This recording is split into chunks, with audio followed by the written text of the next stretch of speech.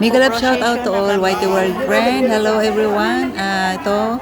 Fiesta kasi dito sa parokya namin. Ito yung patron namin, mahal ng Saklolo. At may procession kami after ng mass. May misa kami nung oras ng Bispiras.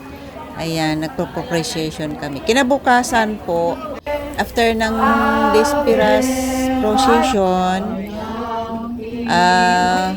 umuwi na kami. After nun, kinabukasan, ito na yung pinaka-actual fiesta. Ito, Bispiras. Bispiras. Ayan po. Yung patron namin ay ina ng Saklolo. Laging Saklolo. Mga Mary of Perpetual Help. Ayan guys, kinabukasan niya na ito na talaga ang pinaka-actual na fiesta. After ng misa, misa kami ng umaga niyan, mga 8 or 8 a.m. After ng misa, ayan, may mga kami ng school. Hindi ko alam kung anong school nag-sponsor niyan. After ng mayroon silang mga mayroong salo-salo. banda, Madrid. Tapos, ayan, may salo-salo kami. Sa ating Kasi fiesta nga. patrona, Kasi sa mahal probinsya na namin, sa lahat ng bahay, laging Saklolo.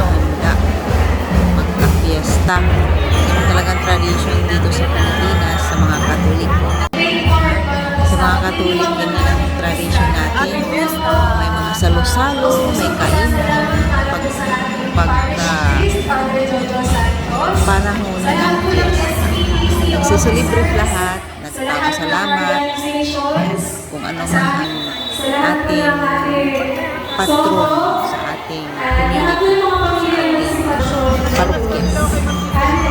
Enjoy ang lahat kasi successful ang aming magsiselebrate after ng misa, and then habang kumakain kami niyan, biglang bumuhos yung ulan ng lakas-lakas, 2 beses talagang bumuhos ng malakas. So yung time na yun siguro blessing na successful yung aming fiesta. After ng ulan ng malakas, wala na, umaraw na siya. Ayun, habang kumakain kami, sakto naman, hindi pa kami uuwi.